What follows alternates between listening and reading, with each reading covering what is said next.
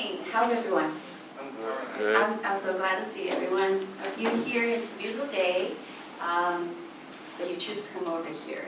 My name is Lily Zhao. I'm the volunteer advisor for Sharon Chinese School Youth Leader Club. A few months ago, I attended a career development event at work. The speaker for that event, he's the executive of National Donor Advice Fund for Bank of America. You know, that's one of the largest financial institutions in the nation. At the event, the speaker talked about his career journey, talked about his lifelong dedication to volunteer work and philanthropic efforts. A lot of things he said really resonated well with me, and then that inspired me to ask him a question. I said, I work with a group of youth. One of the challenges I often have is to talk to them and help them to see the value of volunteer, help them to engage in volunteer work, not just because it will look good on their college application, but it can be also a critical component of life and personal growth, and build a meaningful life when they grow up. And I asked this speaker,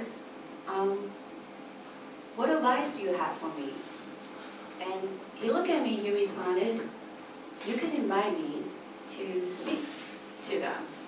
And you can imagine, I almost fell off my chair. He's the executive of our company, and that's the first time we met. So I'm really looking forward to this day, and I'm confident that all of you will really appreciate that. You made the decision to show up here to listen to this very passionate man to talk about his passion. Not only that, he's very good at helping others to see the value of helping people. So let's welcome Don Greene.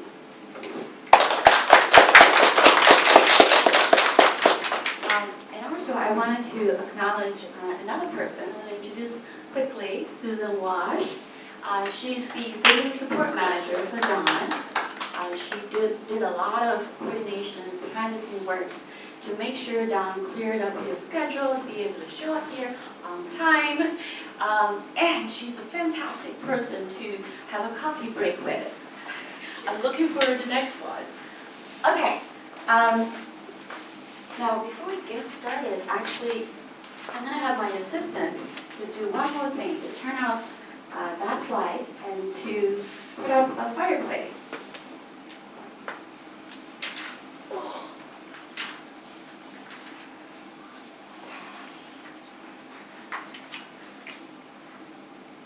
Much warmer. There you go. Thank you, Daniel. So I didn't call it a fireside chat, but really I would like to keep it a fireside chat format.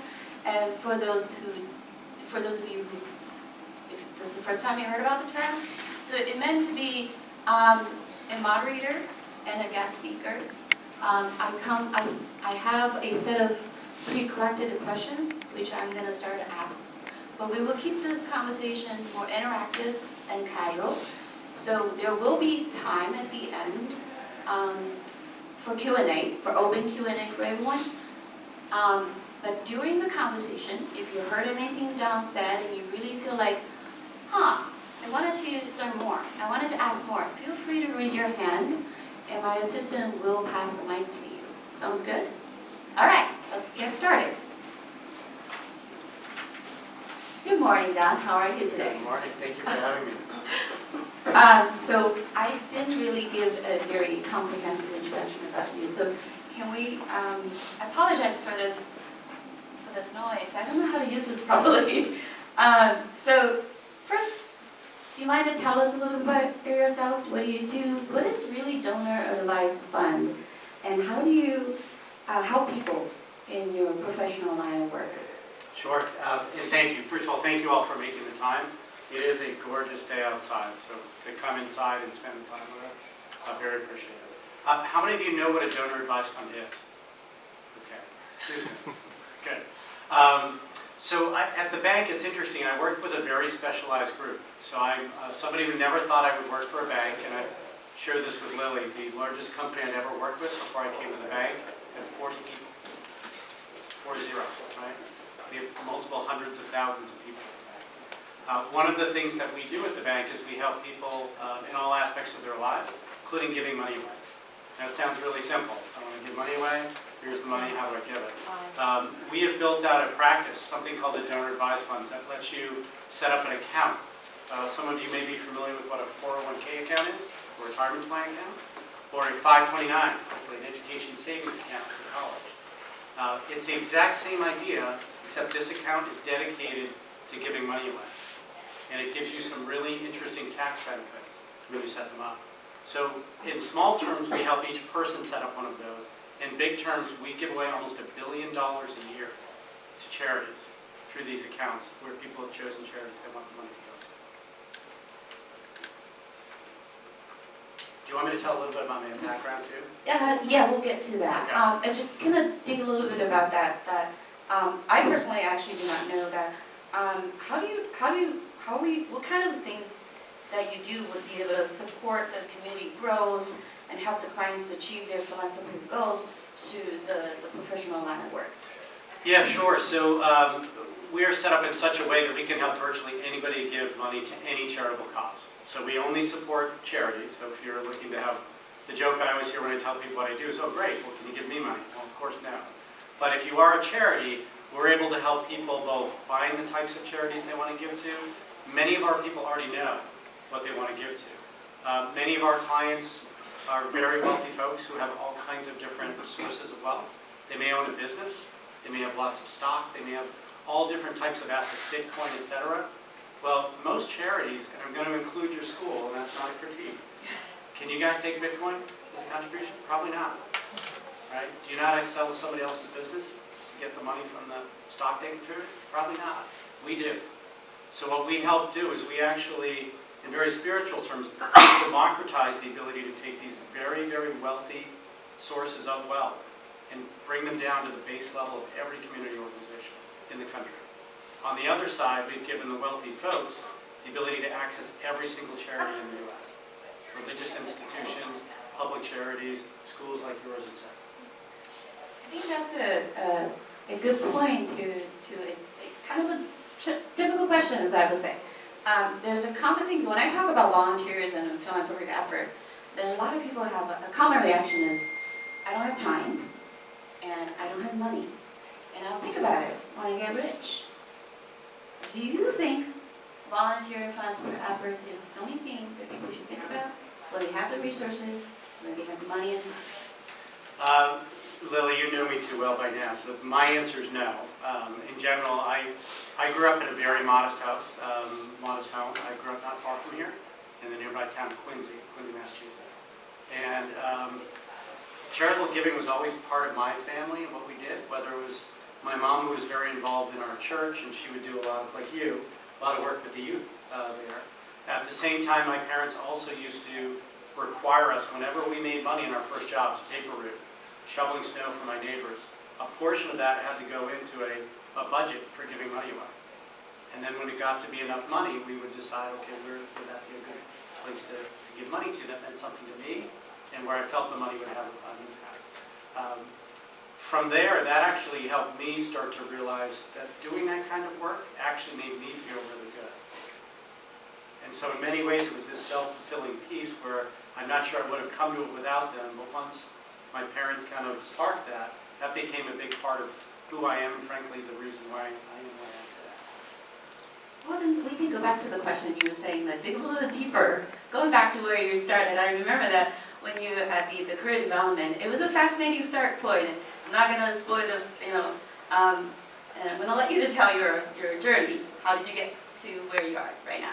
Sure. So I was a public school kid out of Quincy. There wasn't a track record of a lot of public school kids from Quincy going to places beyond Quincy, frankly.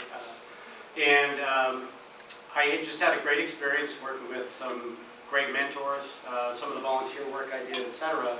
And I ended up getting off to go to BC High. That was my kind of big jump, first jump I made. And when I got to BC High, I was going to go be a doctor. I was going to go solve the world's illnesses and do all kinds of great things. And I was making my way through school, progressing well, and I got to senior year, and you'll appreciate this, I wanted to take Bio AP and Chem AP. What was the problem? Can anybody guess? The labs conflicted, so I couldn't take both. So I was forced at the last minute to figure out a course I had to fill instead of my Chem AP, and I found this course called Irish History and Culture. Now, I come from Irish stock. My family had no Irish traditions. I'm third generation, so there was no tangible connection with Ireland. But I decided I'll take the course and give it a shot. And what an amazing course. The course taught us about the history and the literature of Ireland and how it came together. And frankly, for those of you that know Irish culture, Ireland is very, very rarely had any self-destination. It's always been controlled and governed by somebody else, ultimately, until the most recent time. So it was something that sparked in me a real interest. And then I had the fortune to get off and go to school. Got invited to go to Harvard University, which I went to. And I got there, and I was going to go down that pre-med path, and I'm marching down. And freshman year, I saw a course in the syllabus, I read the whole thing, on Celtic studies, the Irish language. And I said, well, let me take the Irish language. So I took that course, and 4 years later, I dumped being a doctor, fell in love with all the Irish studies I could do, and I graduated with the Celtic studies degree. And my favorite part of this story is my mom and dad, very blue collar. My mom was a teacher, my dad was a lineman. He did the electrical lines of the town. He said, that's great. You're going to get 4 years of tuition support where we can afford it. And good luck. I hope that degree turns into a job. Can I tell you when I heard that, I first thought it's a geology degree. When I got home, I told my younger one, and he said, no, Mom, that's a language. And he's fascinated about, humanities and stuff. He said, if I decided to pursue that, how would you feel, Mom?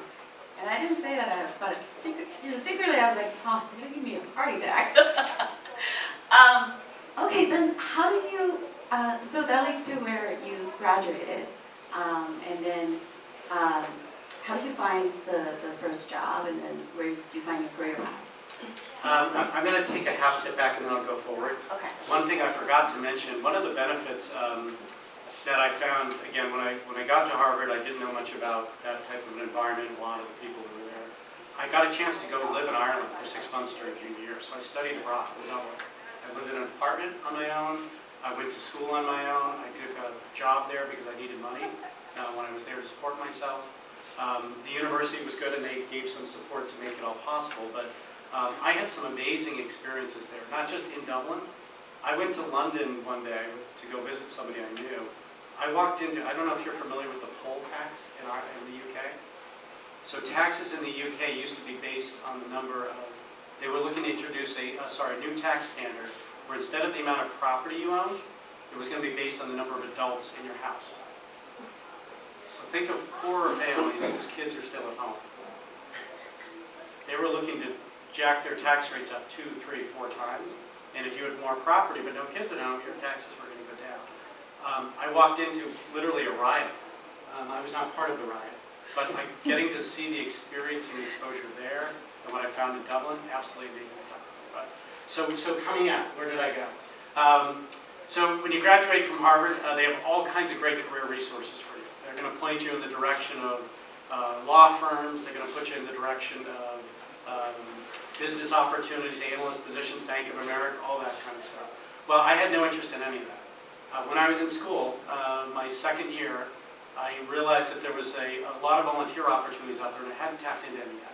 So I decided to find one. And when I looked around, I noticed that there were programs in virtually all the neighborhoods of Boston except for one, and that's South Boston. And that's right where my high school was. And I had done a bunch of work in high school volunteering there. So I one day saw a sign for a South Boston program.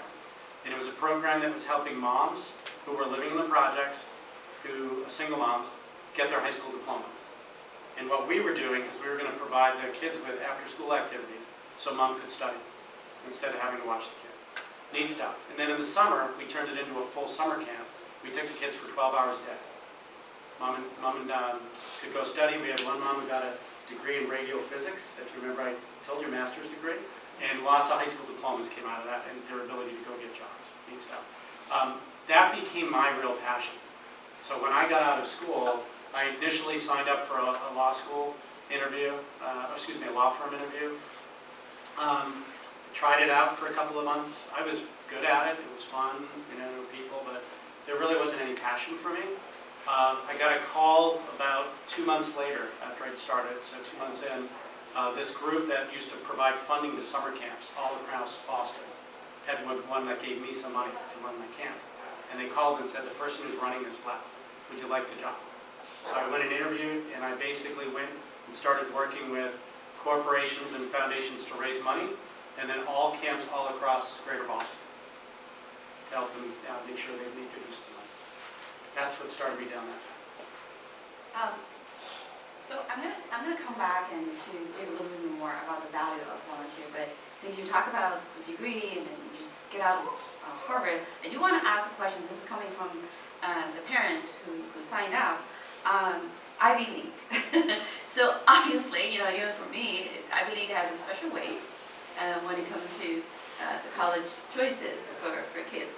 It means it's a reputation, I would say. It means a lot to some of the parents, and that kind of translates to the kids. You went through Ivy League and you have an Ivy League degree. So, in your honest opinion, what does Ivy League mean to you? What benefits you get out of it, and what it doesn't mean to you? So it's interesting. So I went to a great school. I'm very happy to have gone there. I'll tell you, I didn't get into every school I applied to, right? Which that may or may not be common for folks. But Harvard was a great fit for me for a lot of reasons. I loved so much about the school. The breadth of academia you could tap into was amazing. Do you know how many colleges in the country have Celtic departments? Do you know how many colleges have undergraduate Celtic degrees? 0. I got my degree because I found a graduate department, told them I was interested, think of an entrepreneur, convinced them that I was going to spend the time to study correctly. They petitioned the university to get money for me to then become their student, and I graduated with a degree in their department. Right? So the freedom to do that, given the resources they had, the freedom they gave me to explore and navigate on my own. The volunteer opportunity I talked to you about, it's the best startup I've ever run. And I've been in startups my whole life. It's been great. The people I've met are still my best friends. Probably not surprising for a lot of college relationships, but we joke there's a concept in Germany called the common table. German culture often is related to a pub. And every night of the week, pick your night, Monday, Tuesday, Wednesday, Thursday, there's usually a table in the back of the pub, and it's called the Stammtisch. It's the common table, and the same group will go every Monday or every Tuesday, and they meet and just socialize.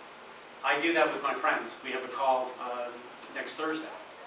We haven't been together in about a month, but we get together on Zoom. We're all over the country, all in different jobs. The people I've met and how that's helped me connect to people that are interested in the things I am has been amazing, absolutely amazing. So I would say everything about the college experience I found to be super rewarding, as rich as I would have hoped it to be. Does Harvard have a little bit more different because of the wealth it has? Probably. But at core, a lot of what I took away wasn't Harvard. Right? It was the people I found, it was the interest that I had that I could pursue, etc. So I would probably put a lot less stock. Could I have replicated a similar experience elsewhere? Probably in lots of schools, to be honest. It worked out great for me, so I'm not wishing I did that, but I could. You asked me what I didn't think Harvard represented, and I'll share with you, Harvard taught me a lot of different things. There were definitely moments where it felt hard to fit in. I didn't come for money. I worked almost every weekend to make money to stay at school. Most kids didn't have to do that. They're off at parties, they're doing stuff, and all kinds of neat things. Did it fuel some of my motivation and competitive spirit? Absolutely. Helped me move things along, but it was not a limitation for me either. What I did find that Harvard presented was a great learning opportunity for me. When I chose to go to Harvard, I probably knew 10% of what I probably should have known in making that decision. right? Just to be fair, having come out on the back end, and I think that's probably true of any college experience. What I also realized is that Harvard might have been ranked very high when I went into it. That doesn't mean it was the right school for me. It turned out to be, it was a good choice. I'm very happy with it. But I'll share, Lily, the story I shared back. My son is at Villanova right now. He's a junior, and he's having a great time enjoying the program there academically, on his way to become a lawyer. What he wants, not what I want from him. And as we were getting into the college application process, Aiden went to BC High as well. I told him I was going to call one of my friends from the common table, from that group, the Stomptish group, who happens to be the lead of admissions at Harvard. And of course, I was going to call John and say, "Can you get my kid in?" No, that's not what we do. So I called John and said, "John, my son isn't interested in going to Harvard. Can I talk to you about the process?" And he said, "Sure."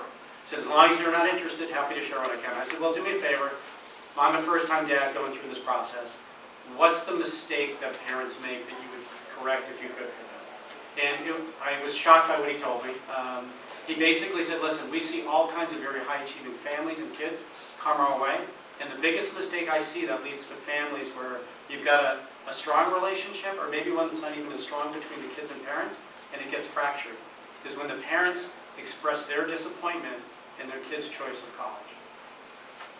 So think of that. These are the kids applying to Harvard who get in. And when their kid chooses Harvard or chooses not Harvard but another great school, mom and dad can't help but shake their head in front of them and tell them, "Gosh, bad decision." And that was the lesson he taught me. And so when I went through that process with our son, it was all about making sure he had the resource, that he was thinking about the right types of questions. At the end of the day, that selection was 100% his. 100%. I really appreciate you bringing that point, and we do have quite a few more questions that pre-collected, and we'll get to that about raising teenagers. That's quite tough. And then, being a parent is definitely complicated and then challenging in all aspects. One of the things I want to kind of get back to is that if I can summarize what you just said about going through college, whether that's Harvard or not Harvard, that first of all, follow your passion. Now, actually, it's easier to say than done. And then there's expectations from parents, from peers, from everywhere around you, surrounding you. Follow your passion.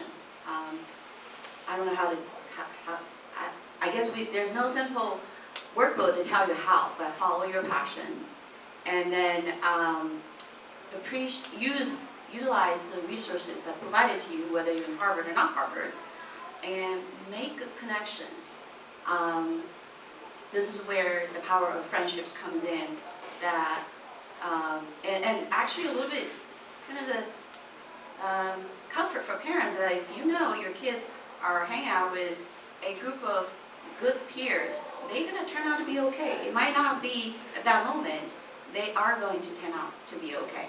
So that speaks for where the motivation comes from, where the reasons come from. And what about the purpose, I would say?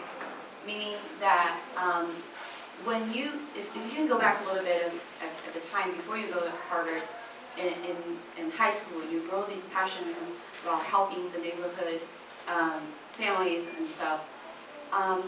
What is really your motivation and your purpose at that time? Now, I think it would be more helpful to relate back to, if you can look back at your age, as this kid's in high school, what is your purpose at that time? Because one of the things, I'm just going to be elaborate a little bit. A few years ago when I started this club, the first question I ask everyone is, why do you decide to join this club? And do you know what this club is about? Because everybody knows what this club is about. And I ask, why? So more than half the kids say, my mom told me to. Because I'm going to accumulate volunteer hours. I need that for the National Honor Society application. And it's going to look good on my resume. And then the other few kids said, I need to get that presidential volunteer service reward. So all these things are tangible things, tangible purposes. What I tell kids is, I was shocked. I would say I was a little shocked. I was like, oh gosh, it's not wrong though. it's not wrong. But then in your experience, as you work with your volunteer effort, as you work with a lot of people who dedicated their resources and their passion into this work, where do you see the purpose of helping others, volunteer, supporting the community?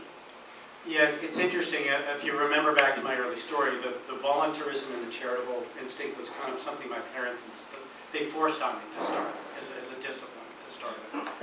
When I got to high school, BC High did have a volunteer requirement. Every year you had to volunteer a certain number of hours, and that number of hours would grow and grow and grow.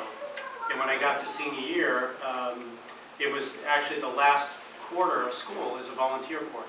You volunteer full time, unless you're taking AP courses, in which case you have to continue to take your APs towards your exam, and you have to get all your volunteer hours in. So it's interesting. It's very easy at the point I'm in my career to paint the story of, oh gosh, what a great kid. I always cared about giving back to people. And that was part of what I had been taught to do, but it was in high school when I had to take that last year volunteer piece, figure out how to manage to get back and forth to school to take my classes, that I ended up volunteering in South Boston at a community center there, daycare center, basically with little kids. And that's where it really sparked. So I spent time with the kids, and yes, was I there to get a number of hours and check the box? Absolutely. But I got to know the kids, I got to love the kids. I saw some really bad stuff. Saw a lot of families that were struggling with issues, whether it's addiction, violence, economic hardship. And you'd see it play out in the kids. And that's what, when I got to Harvard and had the opportunity to go do something back in Southie, that's where my passion was. So I wanted to help those families be better. And it made me feel great. And that's really, the passion, as you mentioned, is really what happened.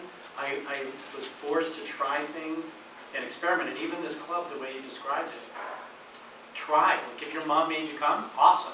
But your job is then to figure out what part of this gets you excited, and then you go get it, right? Go chase after it and go make it part of who you are. I like what you said. So a takeaway of that, for everyone in my club, and we don't have the slides right now, and as I emphasized many times that I will not, I like myself as an advisor, meaning I'm not on the driver's seat. You are on the driver's seat. I want you to take the initiatives and figure out what thing you can do to help to achieve the goal that you wanted to achieve, to help the people that you mostly care about, to give that thoughts in it and put it into action, not just to punch the hours and show up when I told you to show up. And then, it's okay that you come here because your mom told you to do, and it's okay. You think your sole goal is to get the laminated certificate, and where it's just going to help you with all these tangible results will happen. But the most important thing, and I think Don taught me, is that if you put your heart in, and you will find the true passion, and you will find the bright light lead a greater path for you. And that's a comfort for the parents too, right? So, and it's actually easier to solution for us. All you need to do is show up in that club, and that's it. It's that magical. That happens. Let me share a quick story. Do any of you know who Ken Jennings is? From Jeopardy? Anybody heard of Jeopardy? The host of Jeopardy, right? Yeah, Ken. So I had a chance to spend some time with Ken about a month and a half ago, and we were talking, and Ken was sharing his lessons of his life, and he basically said that the challenge he sees for most people is you have to be open and ready to accept change when it presents itself. And most people have a natural instinct not to do that. Stay the same, don't change. It's risky, it's foreign, it's all those good things. Well, I asked him the question, I said, well, Ken, that's great, and you're like a superstar. So you can't accept every change that comes your way. How do you decide which changes are the right ones? And he shared a very important point, just what you said. He said, make sure that the change and the opportunities you look at are ones where the passion is yours, not someone else's. And he said, that's when I made mistakes in my life. This is him speaking. Somebody was so passionate, I bought into their passion and found out it wasn't mine. So I think to your point, it's really all about what resonates for you. And trust me, there's something. If not, we need to spend time and I'll help you find it because it's there. Then it's a good time to ask this question. It might be a little too early to talk about professional career development for these group audiences, but not meant to ignoring the parents. Of course, it could be helpful for the parents too. But for the kids, even though it might be young to talk about specific skills, qualifications they start to develop for career development, but at this age, what are the things you think they should, what are the most important skills? It will evolve and it's transferable when they begin, the first job in career.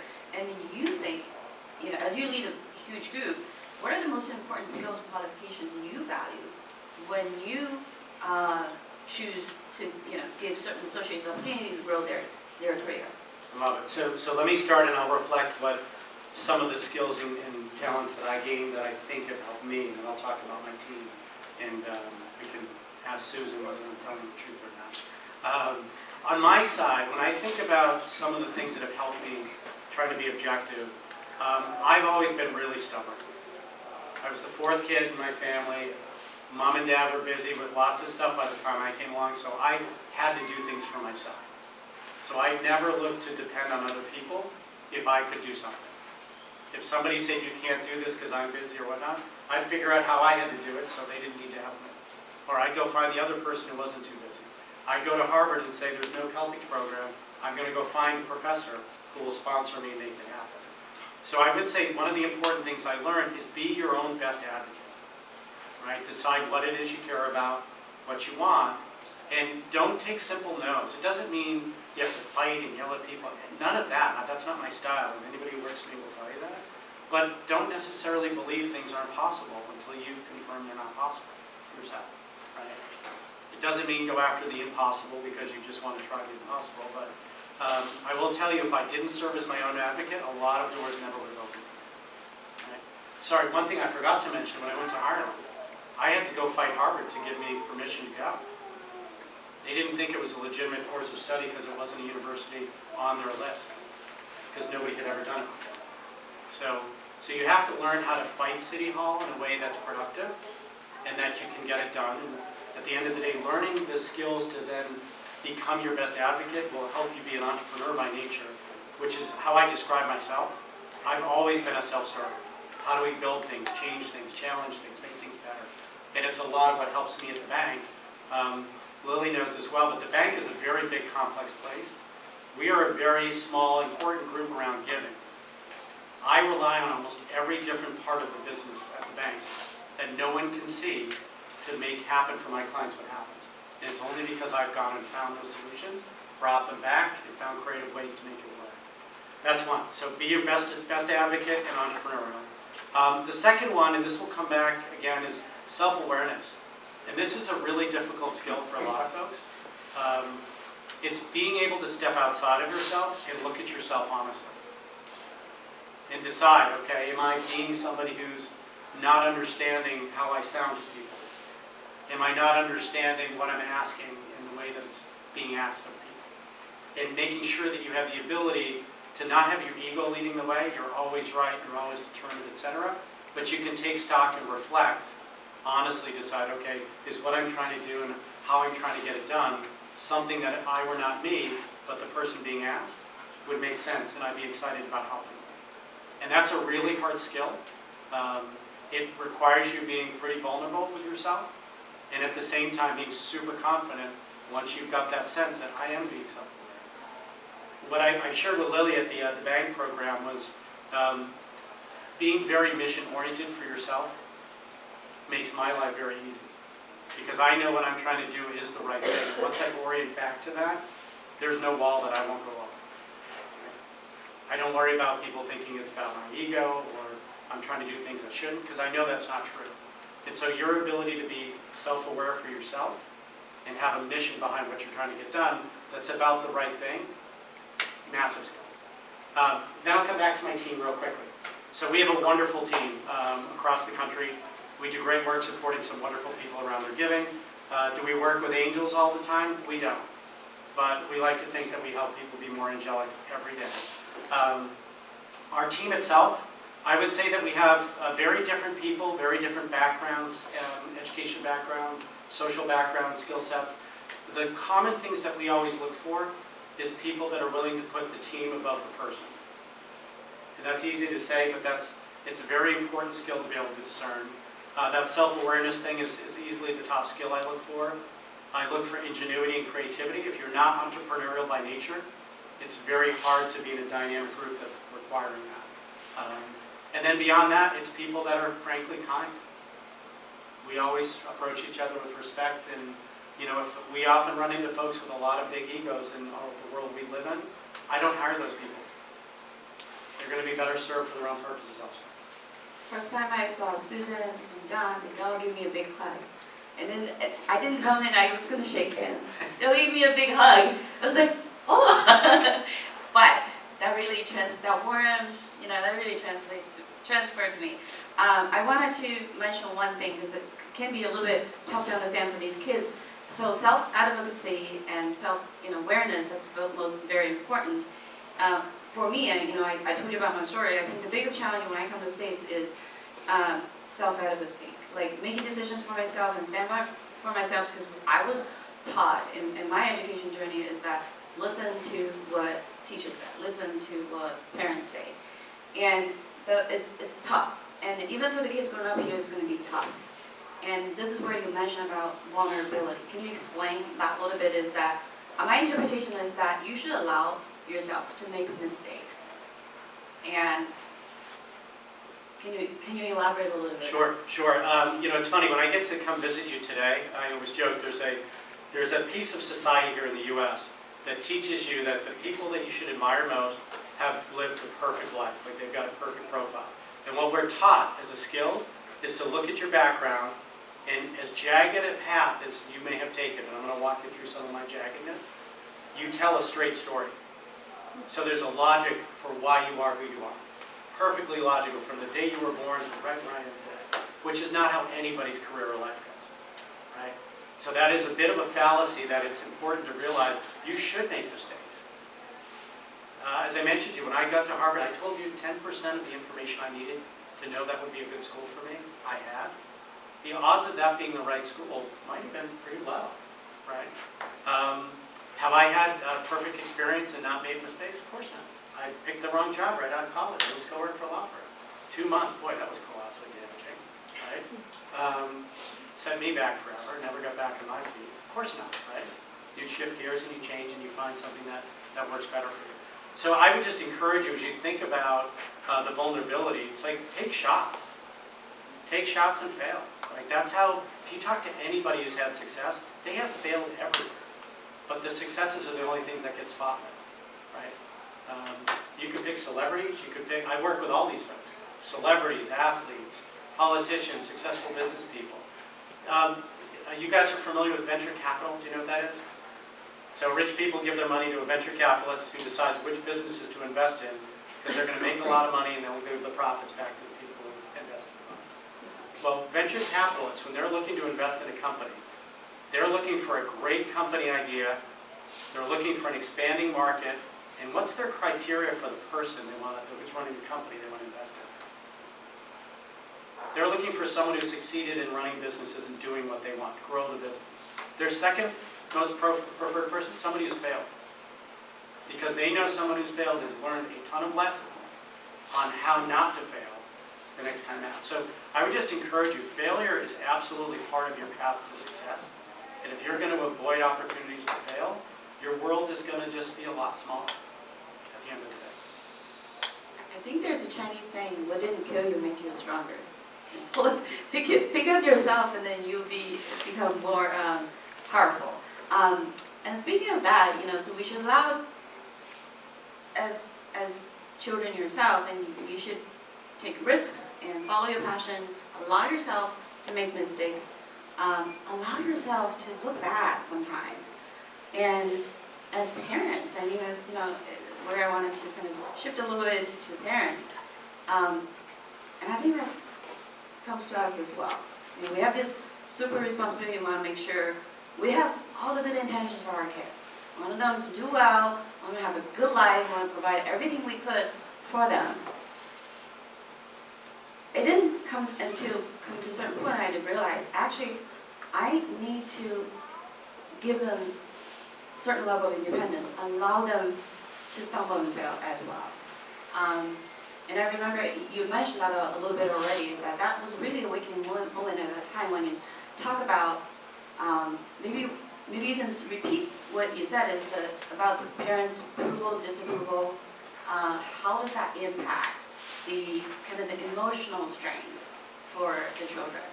Sure. I mentioned earlier I was the youngest of 4, so I had a lot of freedom in my life. And I was known as the kid in my neighborhood growing up that I was never home. And it's just because I was out doing stuff, having fun, doing my things, and I come home for meals, all that good stuff. But at the end of the day, I was always looking to my parents for approval. Whether I said that to them, which I probably never did. But ultimately, I did want their acceptance and acknowledgement for the decisions I was making. And that's true of most families that we run into as well. What I'll share with you, though, I didn't necessarily want them, I definitely didn't want them to guide me every step of the way. I didn't let them guide me, frankly, every step of the way. And I think they realized that pretty early on, given my stubborn nature, that was going to be a failing model for parenting me. Tight control and monitoring everything I did was not going to work. So I would just encourage, when I think about my own journey as a parent, I've got a kid who's off at Villanova, great success story, right? Have we made mistakes, with him? Probably, right? Excuse me.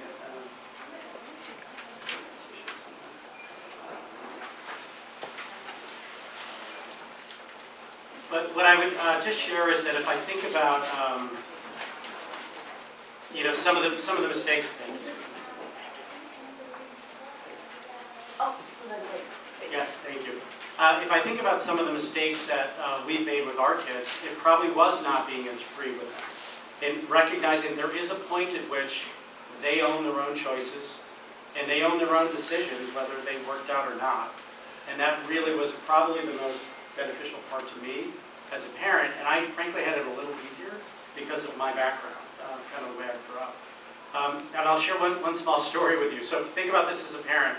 I've lived in New York, I've lived in Chicago, I went to London to see a riot, not knowing it was going to be a riot. I lived in Ireland by myself, I've lived in the projects as a volunteer running programs. My parents had almost no knowledge at some level of where I was and what I was doing. They knew conceptually, but I've been in places that they would never go, they would be too scared, they'd be afraid. And I'll be honest with you, they were some of the most important learning opportunities for me. They gave me a chance to do things, see the way that America works in lots of ways, to help me gain that passion of what do I want to try to help and change things. So I guess my summary there would be, there is a point at which all of you young folks in the room, you need to own things for yourself. And ideally your parents and you get to that same decisioning around when that comes together. And when you don't, it's going to be a bit of a rocky road until you kind of get there together. And trust me, no family ever gets there where the mom and dad think it's time for you to take ownership before you do. That never happens. So. And I'm going to slip in a little bit of advice is that I had this conversation with my mom friends, like giving the kids independence to do what they want, even though we're afraid that it's going to lead to something catastrophic. And what do? Let's get together, drink. And then after one night, we'll forget about it. And then maybe a few days later, the kid's going to come back, just be okay. Yes. Okay, so some of the parents I wanted to know about your parenting experiences, and you have 2 children. One is in college already. When did you get them to start involved in volunteer work? How did you motivate them and inspire them? Oh, we've been building their resumes since they were little. No, I'm kidding. Totally. It's interesting. We're not a very heavy-handed family in that way. So we would let our kids see what we're doing. I'm involved in lots of charities and boards. My wife's involved. She does some amazing work working with kids with disabilities and frankly, helping towns build policies for how they can accommodate all the different disabilities you might run into in the course of life.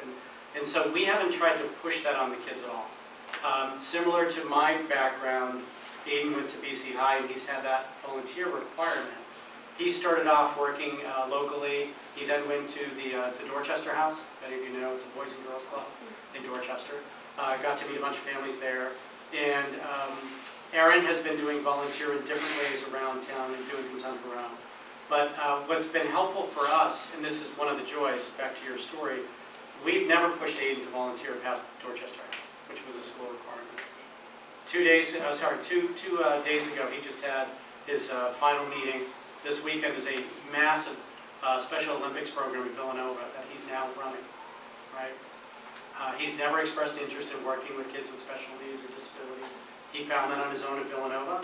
He developed some real passion for it, decided he wanted to be involved, did involvement the first year, decided he wanted to actually be a leader and help bring that opportunity to bigger heights. So I would just tell you we've seeded it, I think, in the right way. And again, it's a passion that's now grown into something for him that's really important. So one of the parents asked that, kids are busy these days, they have art, they need to be good at grades, they need to be good at extracurriculums, and now they need to do volunteers because college is like that. And the constant thought is that if I push myself, my kids too hard and do a lot of volunteer work, will that affect their grades? Will that affect their chances to go to college? And so this is one of the parents are asking, how do we help the kids to balance the time-consuming things with a lot of things they got involved with? Do you even get nervous that they spend too much time on this and then not doing their homeworks? Yeah, it's a great question. And frankly, being a teenager is a lot harder than it was when I was a teenager. I know that, and I see that with my own daughter. She's a junior. She'll be on the college hunt next year. All that good stuff. In general, I think what I've enjoyed watching my kids go through and the way we've parented is we haven't worried about allocating their time. We've worried about trying to understand what it is that's important to them and letting their passions dictate their time. In general, I found in my life that the different things that I had to juggle, whether it's volunteering, school work, when I had that mix of things, actually my life worked really well. So it wasn't as hard as you might think to juggle. It was, are there enough hours to do things in the right increments, all that good stuff. And it always kind of worked out. Sometimes you might have a great week and you've done great work, you get great grades, and next week maybe you had a bad test result, you didn't get to your homework. Week to week, day to day, that's not how we live. We kind of live month to month and quarter to quarter and year to year. So I think it's more about giving your kids the freedom to make that decision for how best to use their time at some level. And then being there to constantly touch base and take the temperature. Is it working? And making sure that you've got that kind of a dialogue where your kid will raise their hand and say, school's killing me. I'm not sure what I can do. And then obviously, it's a brand new adventure. You go from there, figure it out. Yeah, I would like to say that's the emotional value of helping others. That's almost sort of like an energizer, right? So that goes to one last question I wanted to ask you. For a little bit of fun, you are busy with work, and you do so many volunteer resident works, and then so many things you got involved with, and being dragged by me on a Saturday over here. How do you find the joy for yourself? I've been very obsessed with Laurie Santos. I don't know, she's a Yale psychology professor. She created one of the most popular classes, psychology classes about, it's called the Happiness Lab. She sings, I heard a lot about it, she's talking about happiness, so what makes you happy? That's what I wanted to learn. Thank you, that's great. It's interesting, when I think about happiness, my wife and I, we just celebrated our 22nd anniversary last night. We were out to dinner, we were talking about happiness. And in many ways, for me, the definition of happiness is really being self-satisfied. And I used to joke, my dad, who's passed a number of years ago, again, very modest means, blue-collar guy, did great stuff for our family. His favorite quote was always, whenever we'd ask him what he needed for the next birthday or Father's Day, what kind of a gift, he'd say, I've got everything I need. I don't need anything. And in many ways, that's kind of the status I think about, is when I'm not questioning what's missing, life is really good, right? When you don't have those questions for yourself. So for myself, I'm a self-starter, as you know. I told Lily that when COVID hit, one of the things I decided to do was start to get fit again. I used to be in the sports, and that's dropped off quite a bit as a parent. But I go running in the Blue Hills once a week.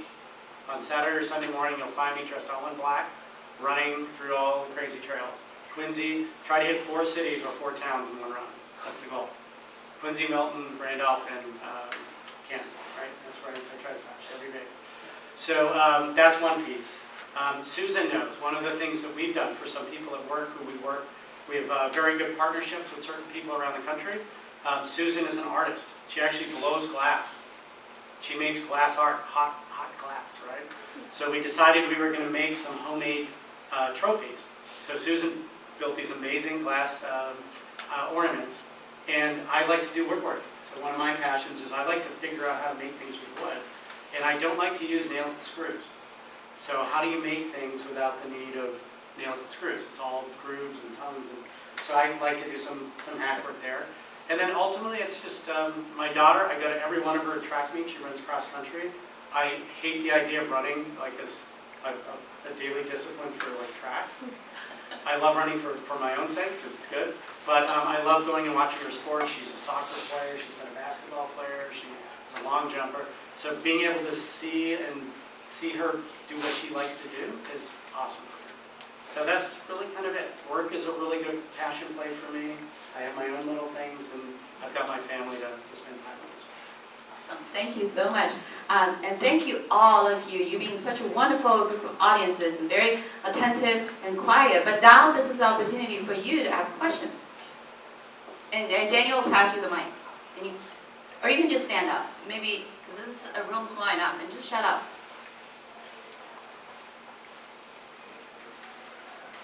Okay, just shout out. Can you hear me? Thank you very much, Don, for coming here. My name is Connie. I'm from Sharon. Love the idea of Living's Club, which is really helpful for not only the kids and also the parents.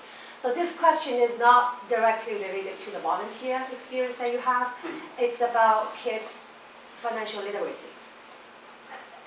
The purpose of which is not to help kids to launch a career in finance. I'm thinking about this, always my opinion, shared with the other parents. I think kids at maybe sometime in middle school or ninth grade, they should have learned financial literacy. I mean, how much money the parents are making, how much is the money going out, every month, the mortgage, the food on the table, and all your programs, and in the end of the day, how much you have left. I think it's a great idea. Right now, my older one is a senior, so she's applying to college.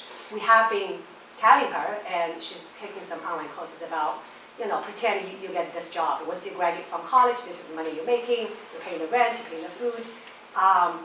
And now I think she's having a better idea of how the family is managing the money. And also we talk about college tuition is expensive. And this is what you're going to do, this is what you're going to be making, and you're going to have to be financially responsible for yourself once you get out of college. And I get some pushback from some of my friends. We don't even talk to kids about this. Why do you give them some pressure about financial literacy at this point? You should not be talking to them about this. I'm a firm believer. I think kids should learn about this at middle school at least. It's good for them, it's good for the family.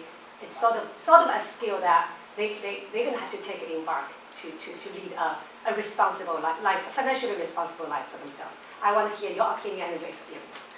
Yeah, it's a great question. Thank you, Connie. It's, first of all, there's no one answer, right? Each family will have their own. But let me reflect back to the way I was raised, the way I've raised my kids, and then I'll give you kind of a general comment. So when I was raised, again, I was the youngest of four, and I don't know how many of you have multiple kids who may be in college, but the way the college system works is the first college will decide how much your family should afford, and they will charge you that amount. The next kid comes in. The next year, financial aid comes. Well, you clearly can't afford that twice because they maximize. So they typically will not ask you to give more in concert. You will only pay that same amount, no matter how many kids you have. So we joked in my family, if all four kids were born back to back, it would have been great because my dad would have only paid the same amount. But that process, what was interesting growing up for me, my dad had a couple of rules. Number one, every time he taught me, he's like, hey kid, I'm going to pay for 4 years of what they tell me I have to, and it's up to you. Good luck. Number two, he made me maximize all the debt opportunities. So when I was applying to college, I had to take out every potential subsidized federal loan that I could to support myself. Number two, in that process, he made me sit with him and fill out a loan form. Who's ever done that and enjoyed it, right? But what you do in that is you have to lay out your family's financials in that application. And he made me go through it with him and understand it. The third thing that he did is he made me contribute a portion of anything I earned back to him and my mom, right? As part of my payment to go to school. Like, hey, you want to go to school? Your skin's in the game. Like, this isn't for you to go just have fun and enjoy yourself. Now, did they take all my money? No, they let me have some, and that was good. But there was what that did for me is it set a real expectation that I needed to be able to afford myself. So an independence and an expectation of independence. Two, it helped me realize like what a hardship that was for my mom and dad. I mean, that was a lot of money for them. And you realize, there's really not much coming out of it for them, right? So it's one of the most selfless things that families do. Fast forward to my experience with my family. We require my son to give us money for his college. So we prescribe a budget based on what he's making, and a certain percentage has to come back to us. That's how we do it. From a financial aid standpoint, I'm a little more worried about what debt means to kids now than it did when we were kids. So we don't force him to maximize his debt, personally. But guess what? I do force him to take on debt. And you know why? Building a track record of paying a loan off is an incredibly important thing for adults. It allows you to get credit when you need it. So if you walk in and you want a mortgage and you don't have any history of paying a loan back ever, you're a much riskier person than Lily, who's done that 5 times, or Don, who's done it 5 times, right? So there are some elements of what my parents did that I think were absolutely perfect for us that we've transferred to our family. The other piece that I'll share with you is I was a nonprofit management major at the leading business school in the country. Think of how crazy that sounds. When you got into the top MBA program, you went to go study nonprofits, right? One of the things that I walked away from my experience in going through that path, I have learned to understand financial statements. I'm a liberal arts guy. I've never had a finance class outside of business school. I can understand audits. I can understand tax returns like you can't imagine. It's a skill I've learned to develop. And frankly, one of the things it's taught me, and this is in the nonprofit sector, I understand how to structure a business. It's super valuable. So when you get down to like a job at the bank or finances like that, part of my early jobs is I had to review nonprofits to see if they were worth grants. Part of that was understanding how they were structured financially. I don't want to embarrass you, but I've read your tax returns for the school. I understand them, right? It's part of what I do. I want to understand the school, how it works, and how it spends its money to what effect. So I would just share that there's the benefit of structuring it for your family. There's also a very important knowledge base that's potentially out there. I don't think at the high school or middle school level, you guys are ready for financial statements, but anybody who's interested in starting a business, that's a great exercise to start to build what kind of expenses will you need and how will you get money to make sure that those are covered, right? Anyway. I would suggest at least to get kids started to be familiar with the budget concept. Money comes in, money goes out, and that is probably one of the things you can build off. Because when it comes to financial statement, just for your kids understanding, in the layman term, it's pretty much just a budget thing for a big corporation. A lot more money involved. But when it comes to you, there's less money, but it's not that less complicated. So learn from the simple things. Now I'm going to give another opportunity. Any kids here wanted to ask a question? No silly question. Don wouldn't remember you when you, at the time you were applying for internship. He would remember whatever you said. Yeah. I can start off with just going back to your point about self-advocacy. So I know a lot of my peers, like we all have very awareness of comfortableness with being social with people. What piece of advice would you give to people who are more introverted to kind of get their voice out there so it's advocate for themselves? Yeah, it's a great question. When I think about levels of advocacy, and first of all, there are all kinds of personality types out there, right? One of the challenges I would share with you, like the whole social media phenomena, there's no person you should all be aspiring to, right? Who you are is who you are, and that's the right place. What I would think about is if you find yourself thinking about that self-awareness quotient I talked about earlier, when you're in situations where you feel like you wanted different outcomes, that you deserved it or whatnot, and you're finding yourself settling with that, that's when you start asking, and start with the people closest to you, and figuring out like, gosh, I'm not really happy with either how it's going or how it went. what could I have done? Or what would you think? And or find people like myself or others around you that you see who are good advocates for themselves and ask for their feedback and ask for their help.